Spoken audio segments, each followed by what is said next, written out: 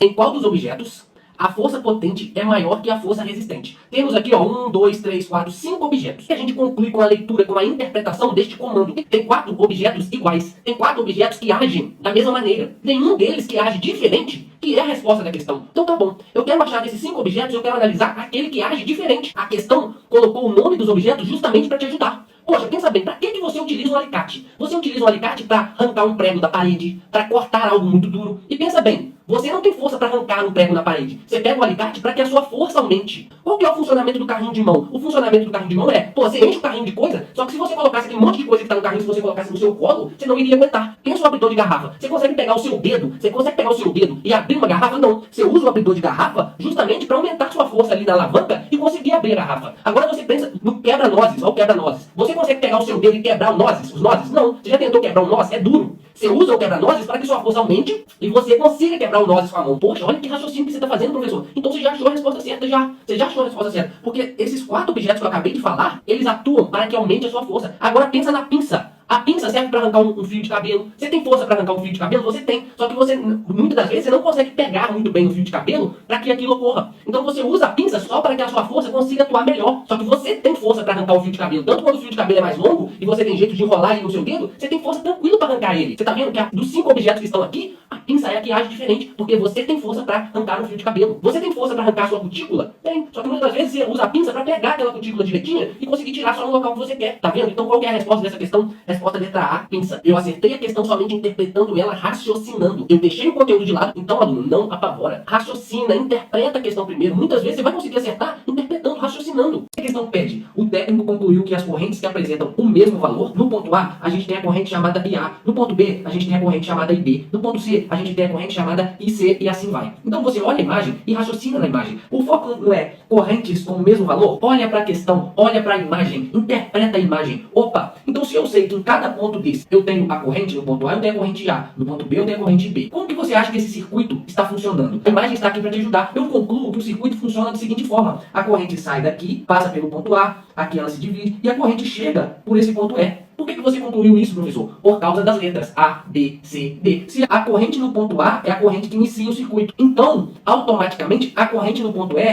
tem que ser a mesma corrente no ponto A. Por quê? A corrente que está começando o circuito aqui é a mesma corrente que vai chegar no circuito no final. Então, como a gente concluiu isso, a gente já pode eliminar várias alternativas. Olha aqui, a gente pode eliminar a letra E. A letra E está falando que somente a corrente C e a corrente B são iguais. E a gente já concluiu que a corrente no ponto A e a corrente no ponto E são iguais. Agora, a gente consegue eliminar também a letra C. A letra C fala que a corrente no ponto A e a corrente no ponto B são iguais, apenas elas. E não, a gente já sabe que a corrente no ponto A e no ponto E são iguais também. Opa, então já eliminei 2 alternativas. Vamos analisar o ponto A e vamos analisar o ponto B. Sabe por quê? Porque se a corrente que está aqui passando no ponto A fosse igual à corrente que passa no ponto B, você conclui que a lâmpada 3 não iria acender? Porque se a corrente que passa no ponto A fosse igual à corrente que está passando aqui no ponto B, a gente iria concluir que nenhuma corrente estaria vindo aqui para a lâmpada 3. E no texto fala que as 3 lâmpadas são idênticas e as 3 lâmpadas terão que acender. Então a gente já conclui facilmente que a corrente no A tem que ser diferente da corrente no B. Então, a alternativa de falar que a corrente no ponto A foi igual no ponto B, a gente já corta. Olha a letra B. Corrente de A é igual a corrente de B. A gente já concluiu que não são iguais. A gente cancela a letra B. Olha aqui a letra D, falando que a corrente no ponto A é igual a corrente no ponto B. E a gente já concluiu que não são iguais. Então, a gente já cancela. Resposta, então, letra A.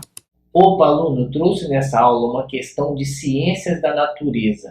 Essa questão precisava que o aluno tivesse um conhecimento prévio sobre todas essas doenças que estão nas alternativas. Olha como o comando da questão vem escrito: o uso desses produtos pode auxiliar no controle desses produtos. O uso desses produtos. Quando a gente lê isso aqui, você já tem que interpretar que você vai precisar ir no texto e o seu foco no texto é saber quais produtos são esses. Essa era a primeira análise que o aluno tinha que fazer. Então tá bom, após ler todo esse texto, olha o que a gente tem no final do texto. São os produtos de origem botânica que combatem insetos. Era importantíssimo o aluno conseguir interpretar isso aqui, combatem insetos. Por quê? Agora, para ficar mais claro o que a questão quer de você, você vai alterar a pergunta do comando da questão.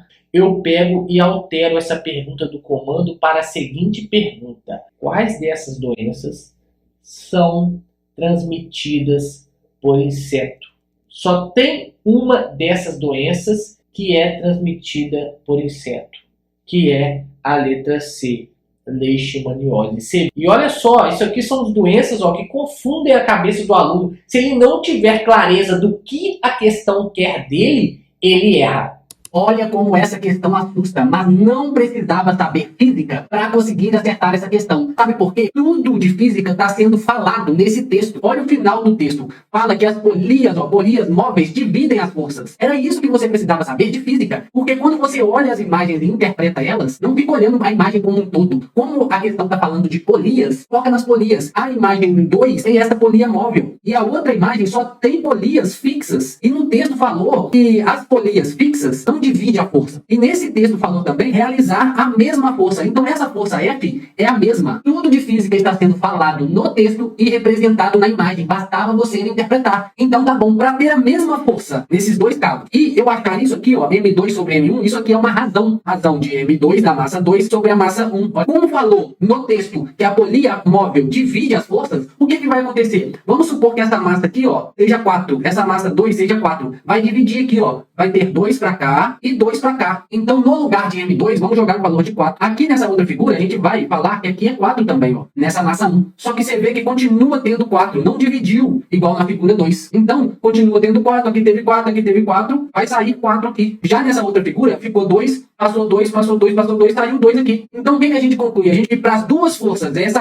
força e essa força que ser igual, a massa desse M1 tem que ser metade, então aqui a massa tem que ser 2. Por quê? Porque aí assim, vai transmitir 2 para cá, ficando igual o aparelho 2. Então a gente conclui que a massa do primeiro tem que ser metade da massa do segundo. Então vamos colocar no 2 aqui no lugar de M1. 4 dividido por 2 vai dar o quê? 2, letra D. O meu foco é te ensinar atalhos para que você consiga acertar a questão de todos os jeitos. Se você conseguir acertar a questão sem utilizar o modo tradicional, fazendo mais rápido, melhor para você. Só que eu te ensino tudo. Vamos juntos. Até a próxima aula. Valeu!